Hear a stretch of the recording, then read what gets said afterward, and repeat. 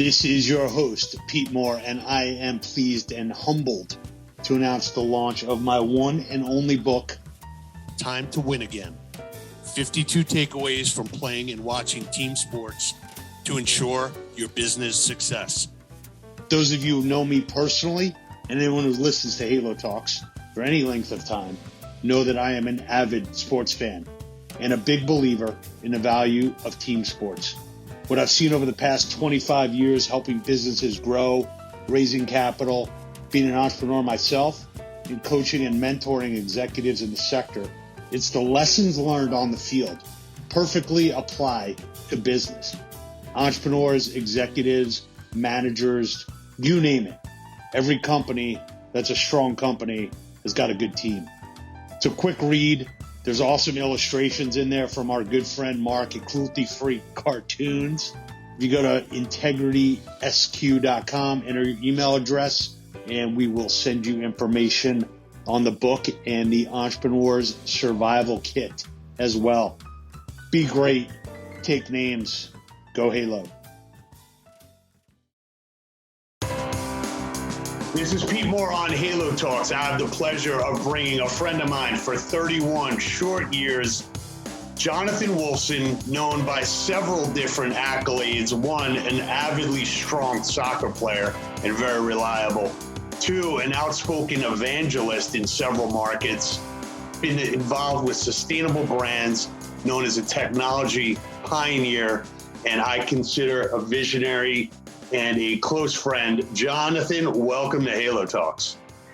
Pete, it's a pleasure to be here, well, I wish I was actually there, but it's a pleasure to be with you anyway. And awesome. I've listened to a bunch of them, and feel great about being on.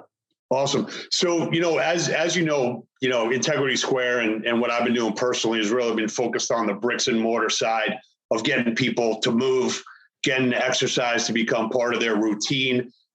Nutrition has always kind of been, we want to capture that and be the authority on that, but we just never really had the skill set to pull that off inside of a health club. So what I want to use this opportunity is to have the market here understand what's going on the brain nutrition side, how food is really kind of turning into the new medicine, and now how you kind of see the future potentially evolving where we do have this serendipitous convergence of fitness, nutrition, brain optimization. So why don't you give your personal background? I gave you a couple of hits already, but take us through kind of how you became an expert and focus on this sector. Well, maybe you puffed me up a little bit, but at any rate, look, I've been an entrepreneur for really since I finished grad school, and the way I really got into this into nutrition, into food science, into the nutritional elements of wellness really was through the side door. It was not intentional by any means. I've heard lots of people talk about their unintentional careers, and this is a decent example of it. I've always wanted to do things to help people and the planet, and so back in early 2000s, I co-founded a company focused on renewable energy, and we were developing oils for low carbon fuels that are, ultimately, by the way, the technology scaled up. So if you ever flew on an Echo Skies flight on United, it was the first ever commercial flight on an advanced biofuel, and it was ours. So we had this crazy idea, and it actually worked. However, it left us really pretty exposed to energy markets. And so we were trying to figure out, how do we protect ourselves so we can really build a good business? And funny, I'll see how quick I can tell this, but biodiesel started to become big about 12 or 13 years ago. And the funny thing about biodiesel is it operates in an engine, much like your blood operates in your body, in the sense that if you eat lots of saturated fats, right, you get artery cloggage, right? Because saturated fats are the things that are solid at room temperature, et cetera. And so when people were making biodiesel with all these saturated oils, they started clogging up in engines. And a great example of unintended consequences, the school district of Minneapolis mandated that all the buses needed to run on a blended biofuel. It turned out they picked a biofuel with a highly saturated oil, and the buses all clogged up. And the only way they could run the buses for a good chunk of that winter was to leave them idling overnight. So the funny thing, look, because otherwise they would clog up in the bus the same way saturated fat clogs up in your arteries. And we looked at this and we realized we had made this ideal biofuel oil for biodiesel, and it was extremely unsaturated. So we started to say, well, hey, this is from algae. Can this be a food oil? And we went out there and we started really exploring. And ultimately, we began what was ended up being about a 5-year regulatory process that included a lot of FDA, a lot of safety work. And we actually commercialized a number of incredibly high monounsaturated fats. We commercialized something called Thrive Algae Oil, made it into 11,000, 12,000 stores. 95% monounsaturated fat, which is literally the healthiest oil you could think about. So that was kind of the side door in. And then, from there, we realized algae were really good at making omega-3s. So we took this big plant that had originally been built to make fuel, and we refit that plant to make to grow algae that made omega-3s, so that algae could be fed directly to farmed salmon. So if you eat salmon, if you eat a piece of farmed salmon in the world, there's a 1 in 3 chance that it's being fed an omega-3 rich meal that we developed and is produced in a big factory we built in Brazil, originally make fuel. So amazing. That was kind of my door in. I love it. So let me ask you a couple of questions just as being an entrepreneur, because we've got a lot of listeners that are either coming up with an idea, maybe just started it, during COVID. And what I try and tell people as they're going down that journey is you got to be disciplined. You got to understand that, there's going to be wins and losses, and it might take you 5 or 10 years to really create a business that is valuable. So, when you kind of had this aha moment, obviously you had some venture capital, you're a guy like me that when I find something and I get it and I know it's going to change the world, I get super excited and everybody needs to know about it yesterday, right? So how did you kind of recalibrate? All right, this is John Wolfson, the evangelist. This is John Wolfson, the disciplined business person that knows that I'm not going to change the world overnight. And how'd you kind of get your brain comfortable with all right, this is like a marathon? Pete, it's like a lot of things, but, my wife used to, I'd come home from some meeting somewhere and she'd be like, well, what was the meeting about? I'm like, oh, it was an early meeting. And then she'd say, well, what could happen? I'd say, well, there could be a partnership out of this or whatever. And she'd say, well, how long would that take? It'd be usually these partnerships take a year or 2 or 3 to put together. And she would always say to me, I can't understand how you can do these things which require all these little steps and then might bear fruit after 2, 3, 4, 5 years. And I used to say to her, and I believe this, look, it's about planting seeds, right? And it's about harvesting relationships, and it's about working your ass off ultimately. And it's about following the opportunity. So, for me, I always wanted to sell low carbon fuel, but after oil collapsed in 2014, we couldn't sell our fuel. We went overnight from selling to UPS and FedEx and the US Navy to selling to nobody, literally. And so, it's necessity is the mother of invention, that old cheesy saying. It may be cheesy, but it's true. You got to follow the opportunity. Yeah. But how do you, we got a lot of entrepreneurs, and I've been accused of this, by myself, that, my idea is better than anything that's going to be, and the market will come swing back to me. So, and some people go down that path and never come out because they say they hold so much conviction to this will, I've got the shining, new trophy, and you realize that, hey, look, we got to pivot. So how do and you're not a guy probably easy to give up on, on passion and ideas and say, all right, let's go a different direction. Maybe I'll kind of, I'll surrender to that, but I'm going to go after this. So give us kind of some kind of emotional response to that commentary. Look, it's a really good question. I guess I have one quality that can be a blessing and a curse, which is, I'm always going to do, I believe that when you start a company, your job is to be thoughtful, and then you're taking a big risk. You start something, right? That's a big risk to start something and say, here's where I hope we go. You take a big risk. And then once you're in it, you spend a lot of your time trying to figure out, how do I appropriately mitigate risk? So I already took the big one. Now, how do I appropriately mitigate all these other pieces? And so one of the things I've always done is, and this is hard because you got to juggle like laser focus with the opportunity to have at least a few, bites at the apple, as they say. Right. And for me, I'm a believer that if you try to do everything, you'll definitely fail at everything. But it's okay to try while you're building toward one thing. If there's a couple of side opportunities, it's okay to put some energy into them as long as you don't get carried away. I mean, focus is still critical to success. But, like you may believe you have the ultimate answer to everything, but the bottom line is, the world can move against you in funny ways, and it may have nothing to do with how brilliant you are. And there's a million examples of it. And so, my view is work your ass off toward your goal. But if there's a couple of ways that, without really seriously diluting your focus, that you can and that's really how I got into nutrition and food science and wellness. I want to take a minute and tell our audience about two awesome workout recovery products I've been using for the last 18 months from Higherdosecom, leader in infrared technology for athletes like all of us are. We're an investor in the company.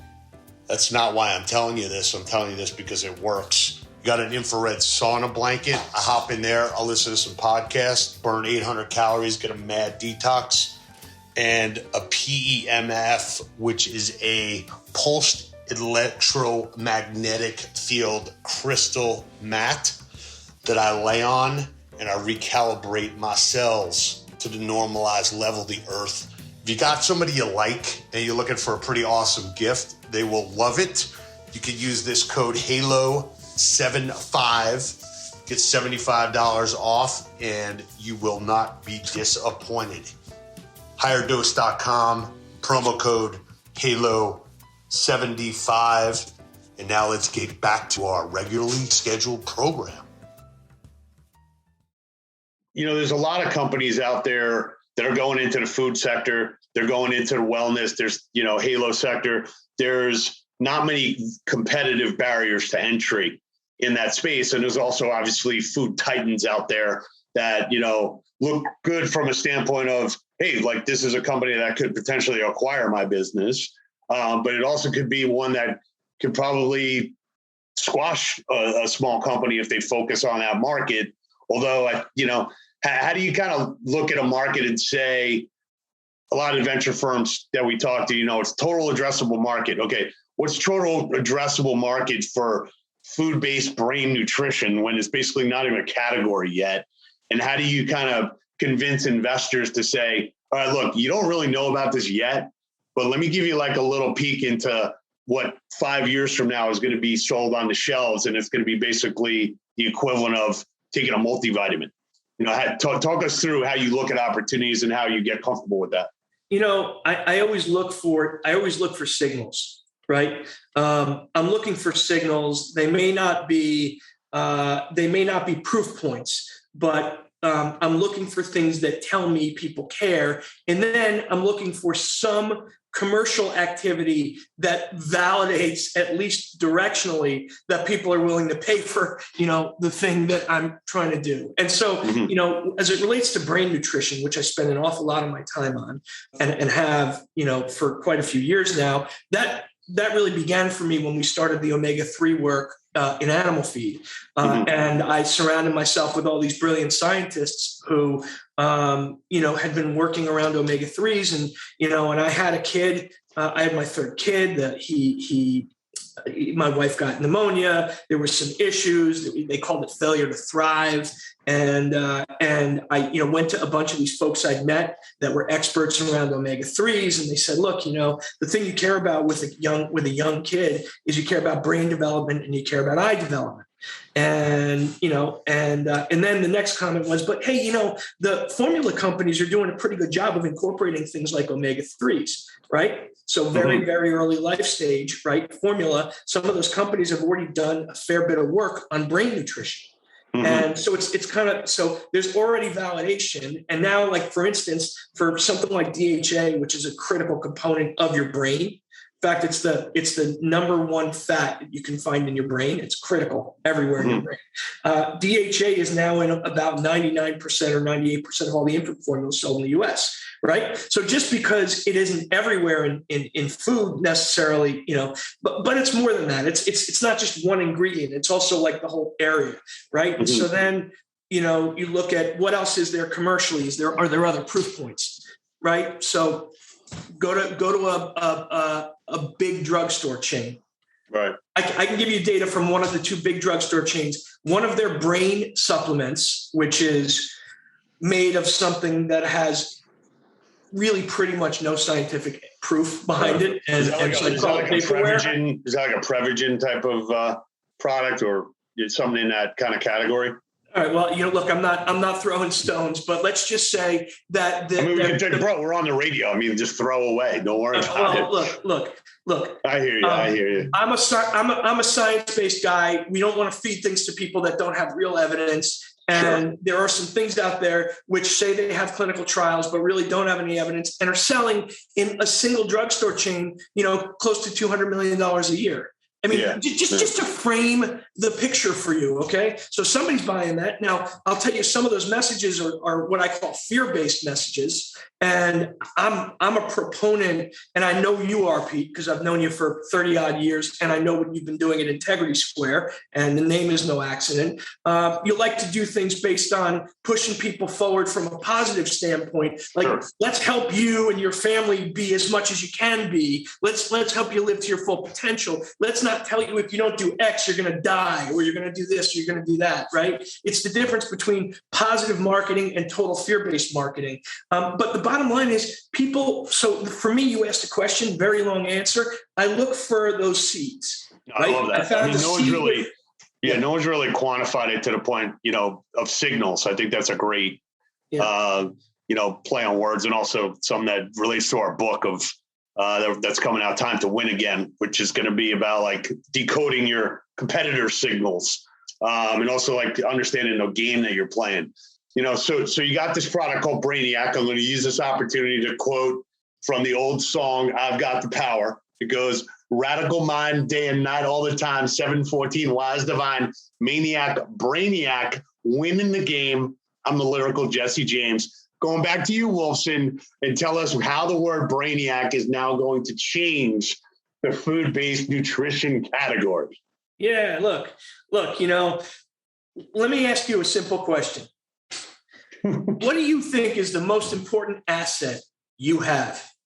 I mean, it's so funny you mentioned this, because I was watching a football game and I'm thinking to myself, how would you use your helmet as a weapon when you basically have a cover for your iPhone, right? So I'm protecting the best piece of technology I could buy. That's basically my lifeline. And the second thing I should do is don't let anything touch my brain or my head, except maybe somebody cutting my hair, right? So I'm confused when people don't wear a bike helmet, or like ride a motorcycle without a helmet, or decided they want to play football and, like spearing, practice. You answered the question. The most important asset any of us have sits between our ears, right? And you know what? We think about, if you go to a GNC or whatever, you think about like, oh, I got to deal with this issue, or I got to, I want creatine for, my recuperation, or I want this for high blood pressure, or I want that for whatever it is, but the bottom line is, people historically have not been thinking about nutrition for the most important asset they have, right? And so I like to think in arcs, right? So if I asked you 100 years ago, right? If you could see a difference, if you knew why or if you should drink milk or you needed calcium, right? A lot of people, the science kind of started to be there, but it's not like when you drink milk or eat cheese or you feed your kid milk or cheese or whatever, it's not like you can see your teeth or your bones strengthening right when you do it, right? Yeah, sure. After all these years of being told that calcium is important for your teeth and your bones, we know it's true. Scientifically, it's true. And now we accept it and we know that we need calcium, right? Mm-hmm. Well, guess what? The science around brain development, brain performance, brain health, memory has been emerging over the last 30, 40 years. And to the point where we know what the critical components our brains are made of are. Some of them are critical nutrients we don't get enough of. And the same way that we now know calcium is just duh. Right. We will know that some of these critical nutrients are duh. And somebody says to me, like, this is my favorite. I love this. And I'm being real facetious here. Somebody says to me, I go into one of the big supermarket chains and this buyer says to me, well, I didn't have the stuff and it worked out. I didn't have this stuff when I was a kid and it worked out fine for me. And, two things occur to me. One is, I'm not sure it did. And the second one is, look, this is about reaching your full potential. This isn't about it's the same thing. Are you gonna fracture your arm or have like really, really weak teeth if you don't drink a lot, enough milk? Maybe not, right? But you want to reach full potential. You want your kids to reach their full potential. You don't want osteoporosis later in life. Look, brain nutrition applies to every stage in life. And the bottom line is it's our most important asset. And are you kidding me? Of course. Right. No, I hear you. No, we're on the same page there. What I'm hoping is over the last 2 years, given COVID, we've had a lot of health club operators and boutique fitness operators really kind of understand like, what's the DNA of my business? What kind of results am I now delivering? And when I come out of this, who do I want to be? And a lot of clubs are coming back and saying, look, I'm listening to my members. Like they want results from me. Okay. And that result is not just how do I look in the mirror? It's how many friend and real relationships I have. Am I getting my endorphins and am I going to a place that I feel safe and secure and motivated by? And then I think the next, the final frontier is like, all right, this is the fuel that you put in your body. And I am the person or I am the entity that is providing you all these other physical and emotional rewards because you're putting in the work. Like, here's the next reward. So how do you see in closing here, how do we kind of evangelize that? Is there anything going on where you see some convergence starting to happen? Because we haven't seen the signals yet. We've had a lot of talk, but we haven't had a lot of action. No, there's some signals, at least in nutrition, as it relates to things that you see in health clubs and you see with working out and keto diets, for instance. Like if you look at keto diets, one of the interesting things that's happened around keto diets over the last, several years is the critical importance of healthy fats. Right. And so there's a bunch of brands, Bulletproof and these other guys that are selling, medium chain triglycerides, which are obviously, they burn differently than other fats. They can actually give you they actually do provide some energy to your brain. It's relatively short term and there is some benefit, but they also work great for working out and for a healthy lifestyle. But the bottom line is that and people are buying a lot of these MCTs and these healthy fats. And the bottom line is there are many other more important fats and ingredients, things like choline and things that really go super well with all the things we're doing to improve our bodies, to work out. And look, I'll give you a quick story. We sell Brainiac cells, we sell bars. We sell nut butters, like little sachets of nut butters that an ounce that people take on long bike rides and stuff like that. We sell pouches for kids. We have gummies coming out. We sell a whole host of things that are loaded with critical brain nutrients developed by the most brilliant science nutrition advisory board anywhere. And one of the things we did during COVID, and we did it in Texas because the health clubs were rolling. We had a partnership with Lifetime Fitness, and they had a bunch of Brainiac products in Lifetime Fitness they got it. They got the connection between brain nutrition. These are mostly kids products first, and a lot of our stuff is also adult. But they got the connection between healthy mind, healthy body, working out, and so it's coming, man. That's what I say to you. It's coming. Awesome. So in closing here, we're kind of quote collectors. So you gave us some great takeaways already and some good sound bites. But you got any other entrepreneurial quotes that you live by, or any Wolfsonisms? Yeah, we were just talking about this yesterday. Me, and the team. You really ought to have, in any business, if you want to succeed and you want to enjoy any of your time there, have a no assholes rule. Yeah. And it applies to the people you work with. It applies to the people you partner with. It applies to investors. It applies to everything. It's hard to do if somebody tells you they love you, and they woo you, but stick to a no assholes rule and you'll be happier for it. Well, we've been living by that, and that was the formation of Integrity Square was a result of somebody else who didn't abide by that rule. So, bro, great to see you, man. Thanks for all this knowledge dump on where the future's going. Look forward to seeing you more in person, and wave the Halo flag as you're waving the Brainiac, and we'd love to figure out ways to partner up and make some good things happen. Peter, it's an absolute pleasure, and I'm psyched for you. Awesome, I think brother. Integrity Square is awesome. Halo Talks awesome. Thank you. All right, man. Have a good weekend. I'll talk to you soon. Later, boss.